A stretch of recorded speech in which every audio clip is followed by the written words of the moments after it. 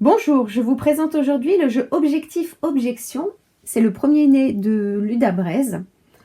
Ce jeu a été créé en 2000 et conçu pour apprendre à maîtriser la technique et les attitudes essentielles à la réponse à l'objection dans le domaine de la vente et dans le domaine de la relation client.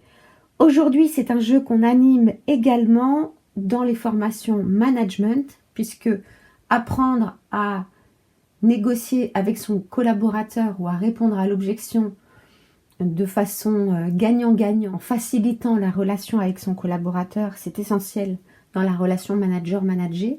C'est un jeu qu'on anime également pour améliorer le bien-être en entreprise, puisque dans l'entreprise aujourd'hui, on est très vite en situation de négociation. Donc ce jeu permet d'apprendre à répondre à l'objection avec son collègue de travail, avec un autre service, avec son manager, avec son manager. Et finalement, ça va fluidifier la communication en entreprise. C'est un jeu de plateau que vous pouvez animer avec 8 personnes. Il y a toujours 8 jetons dans les jeux Ludabrez jusqu'à présent. Donc vous pouvez jouer à 8 ou mettre les joueurs par groupe de 2, voire par groupe de 3. Donc l'essentiel est de pouvoir s'asseoir confortablement autour du jeu. Moi, c'est un jeu que j'anime jusqu'à 15-20 personnes. Voilà, sur des séminaires, on va aller jusqu'à 20-25, sans problème, tout dépend de la salle finalement. On démarre le jeu sur sur un des coins. On va lancer le dé. On va faire un certain nombre. Hein. Là, on a fait 1. Et donc, on va croiser un certain nombre de cases qui font référence aux cartes. Donc, première case possible, la case orange. Là, vous allez avoir des cartes concernant la théorie. Donc, je vous donne un exemple. Voilà, une des premières cartes que je vais pouvoir tirer quand je ne connais pas les gens. Est-ce qu'une même situation génère chez chacun des réactions identiques? Que peut-il se passer si je réponds à l'objection du tac au tac? Qu'est-ce que signifie la notion de carte du monde ou cadre de référence? Et là, on va faire passer toute la théorie concernant la réponse à l'objection en général, mais également les fondamentaux de la communication, que ce soit en face à face ou au téléphone. Donc bien évidemment, l'intérêt d'un jeu de plateau, c'est qu'on pose les cartes sur le plateau. L'animateur du jeu va pouvoir ranger, classer les cartes par ordre d'apparition. Finalement, il maîtrise la carte qui sera tirée en premier, en deuxième, en troisième. Et donc, c'est une préparation qui permet une réelle construction sur le jeu pour que les joueurs découvrent au fur et à mesure ce qu'ils ont besoin de découvrir.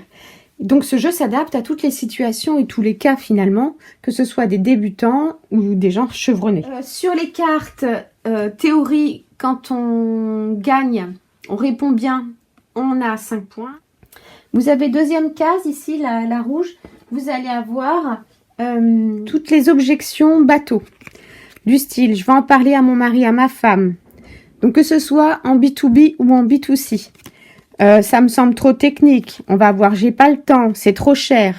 J'ai déjà un fournisseur. J'ai besoin de réfléchir. Voilà. Et là, les joueurs vont répondre hors contexte de travail. Ils sont tous consommateurs, donc ils ont tous une certaine expérience de la vente. Ils ont le temps du sablier pour créer une bonne réponse à l'objection. Là, on met clairement les joueurs en situation de n'avoir rien à dire, ils n'ont pas d'argument et ils n'ont pas le temps d'inventer plein de choses en 2 minutes. Ce qui m'intéresse, c'est justement de les placer hors contexte. Ils inventent ce qu'ils veulent, mais ils vont être obligés de s'appuyer sur la forme et donc sur tout ce qu'ils vont découvrir au fur et à mesure de ce jeu. Bien sûr, on répond comme si on avait la personne en face de nous ou comme si on l'avait au téléphone. Donc, on est vraiment dans le langage parlé. Donc, ce jeu permet de s'approprier des techniques sur le savoir. Ils découvrent des choses sur les cartes théorie. Sur le savoir-faire, ils vont faire et s'approprier une technique.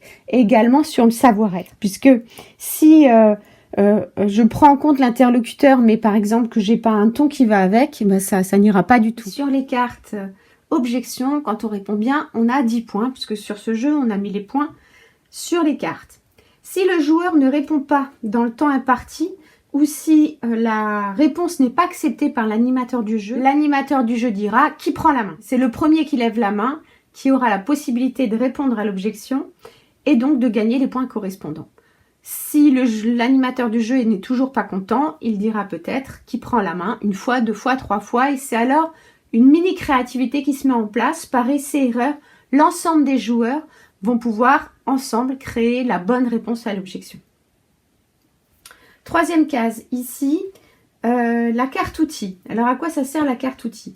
Quand on démarre ce jeu, on va annoncer qu'il y a 3 mots qui tuent. Si les joueurs les prononcent, ils ont un gage. Les 3 mots qui tuent, ils vont les découvrir tout au long du jeu. Ça, c'est plus drôle. Un des mots qui tue est le « mais ». Ce jeu apprend à faire autre chose que le « oui, mais », justement. C'est bien joli. Une fois qu'on a compris que le « mais », c'était pas quelque chose de positif dans la réponse à l'objection, ben, qu'est-ce qu'on met à la place? On ne peut pas toujours faire une virgule.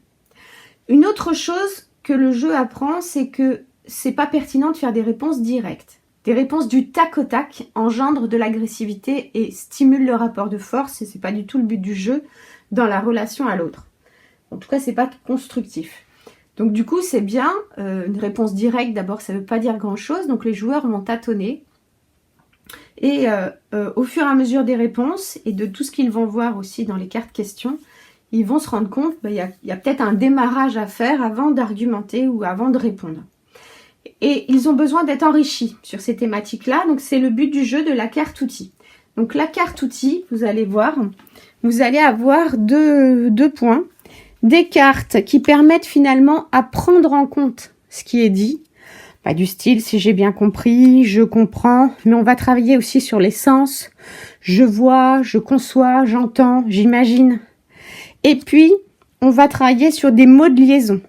Ben là, on a cela dit, ceci dit, ça permet de passer de la prise en compte à la réponse sans avoir un « mais » qui écrase la prise en compte de l'autre. D'un autre côté, et j'en passe et des meilleurs. Donc, une fois qu'ils ont cette carte-là, ils vont, c'est noté dessus, piocher une carte à vous de jouer. La carte à vous de jouer, c'est celle-là. Elle est blanche. Au démarrage du jeu, en préparation, l'animateur de jeu va créer une objection dans leur contexte de travail. Le premier joueur qui va tomber donc sur la case outil va piocher une carte outil, puis une carte à vous de jouer dans leur contexte de travail. Il va répondre à l'objection dans leur contexte de travail. S'il répond bien, il a 15 points. Si en plus il utilise le mot de la carte outil à bon escient, il aura 5 points supplémentaires, puisque c'est ce qui est marqué sur la carte outil. C'est toujours le même principe. Si l'animateur de jeu n'accepte pas la réponse, il dira qui prend la main. Et ensemble, comme ça, par essai-erreur, s'il faut, on fera plusieurs fois, par essai-erreur, ils vont créer la bonne réponse à l'objection. Ce qui est bien, c'est que c'est le joueur qui est tombé sur cette carte qui va créer l'objection qui suit, puisque c'est, si on écrit sur un stylo avec un stylo Velleda, on peut effacer les cartes, donc c'est là, on a cette possibilité-là. Donc le joueur qui a bien répondu va créer l'objection qui suit, et donc vous allez, au fur et à mesure de la partie de jeu, créer le book des réponses à l'objection aux objections qui leur posent problème finalement, parce que vous imaginez bien que comme ils veulent gagner, ils mettent pas les objections les plus faciles. Donc vous voyez que c'est un jeu qui alterne théorie, pratique hors contexte de travail pour comprendre la forme, et on remet dans leur contexte de travail au quotidien. En ce qui concerne les gages, vous avez des gages différents, donc lire en silence puis mimer pour faire deviner au groupe une attitude. On va reformuler en positif quelque chose, on va faire des exercices d'articulation, on va faire un peu d'exercice de théâtre, dire une phrase avec un ton qui n'a aucun rapport, une émotion qui n'a aucun rapport. Voilà, c'est des suggestions. Bien sûr, vous pouvez inventer les gages que vous souhaitez. Ce jeu s'adapte à toutes les situations. Là, je vous ai montré dans le domaine de la vente ou de la relation client, mais on peut imaginer le même jeu avec des managers autour de la pièce qui vont apprendre ou revoir un certain nombre de choses sur les fondamentaux de la communication et de l'objection avec les cartes théorie. Ils vont également apprendre à définir et à s'approprier la forme de la réponse à l'objection dans une relation gagnant-gagnant avec ces cartes hors contexte, puisqu'ils sont tous consommateurs.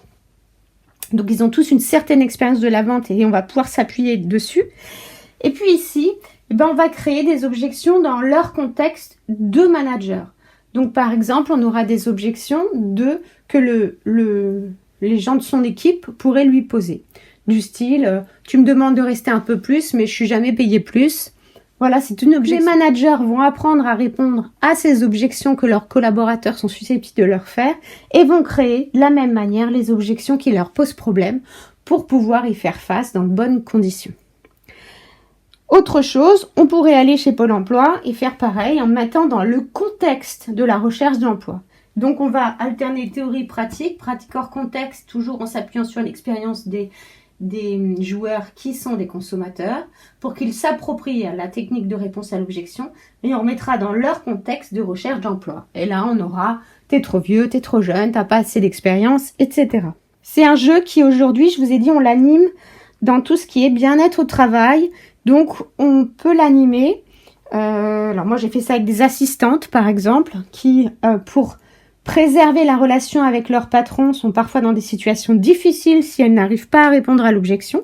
Donc ça a très bien fonctionné. Et également dans toute situation dans l'entreprise. Donc on va faire pareil, on alternera théorie, pratique hors contexte de travail pour comprendre la forme, et on remettra dans leur contexte de travail, qui là seront toutes les situations dans lesquelles ils ont des réponses à l'objection. Donc entre services, entre collatéraux. Quand on réfléchit très très vite, on est dans la réponse à l'objection. On pourrait même faire ça avec ses enfants ados quand on est parent, par exemple. Voilà une bonne idée également. Eh bien écoutez, je vous remercie. J'espère que ce jeu vous a plu et je vous souhaite une très bonne journée. Au revoir.